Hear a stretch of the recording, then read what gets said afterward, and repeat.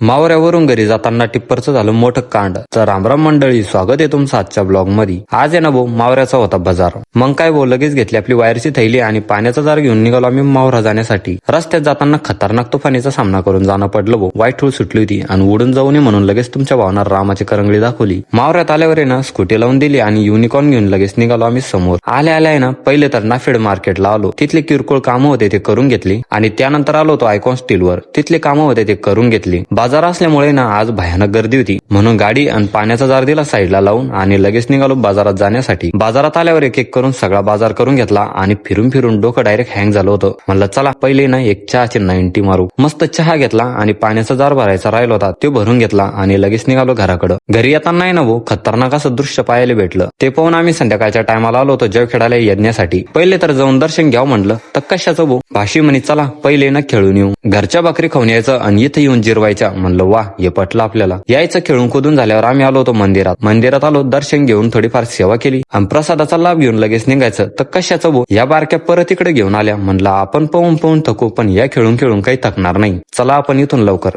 चला, आम्ही निघतो घरी. तोपर्यंत तुम्ही घ्या फॉलो करून.